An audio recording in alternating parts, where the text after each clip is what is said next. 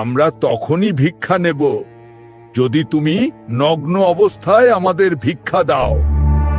এই একটিমাত্র কথায় এক প্রবৃত্ত নারী, যার সতীত্বের শক্তির সামনে স্বয়ং লক্ষ্মী, সরস্বতী আর পার্বতীর পরিকল্পনাও ব্যর্থ হয়ে গিয়েছিল।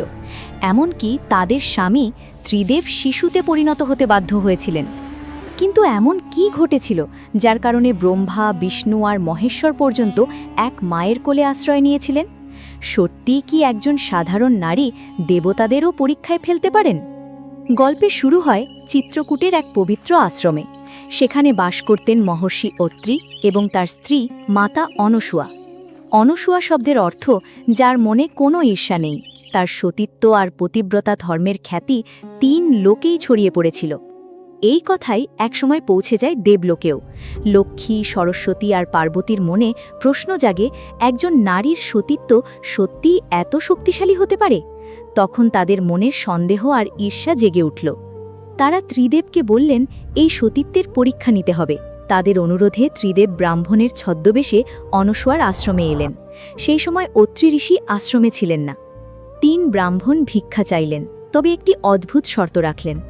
আমরা তখনই ভিক্ষা নেব যদি তুমি নগ্ন অবস্থায় আমাদের ভিক্ষা দাও। এ কথা শুনে অনসূয়ার পায়ের তলা থেকে মাটি সরে যায়। এক কঠিন পরিস্থিতি সৃষ্টি হল। একদিকে অতিথি সেবার ধর্ম, অন্যদিকে নিজের সতীত্বের মর্যাদা।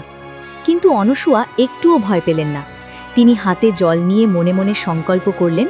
তারপর সেই জল 3 ব্রাহ্মণের ওপর ছিটিয়ে দিলেন, আর মুহূর্তের মধ্যেই তারা 3 জন ছোট শিশুর রূপ নিলেন। এবার আর কোনো শর্ত রইল না, কোনো সংকোচ নয়। অনসূয়া তাদের কোলে তুলে নিলেন, নিজের সন্তানের মতো স্নেহ করতে লাগলেন এবং মায়ের মতো স্তন্যপান করালেন। ঠিক তখনই আশ্রমে ফিরে এলেন অত্রি ঋষি। এই অলৌকিক দৃশ্য দেখে তিনিও অবাক হয়ে গেলেন। এরপর ত্রিদেব নিজেদের আসল রূপে প্রকাশ পেলেন। তারা অনসূয়ার পবিত্রতা আর শক্তির সামনে মাথা নত করে বললেন, আমরা 3 জনই তোমার সন্তান হয়ে জন্ম নেব। পরে এই বর থেকেই জন্ম নেন দত্তাত্রেয়, যাকে ত্রিমূর্তি মিলিত রূপ বলা হয়। চন্দ্রদেব ব্রহ্মার অংশ, আর দুর্বাসা ঋষি শিবের ক্রোধের রূপ।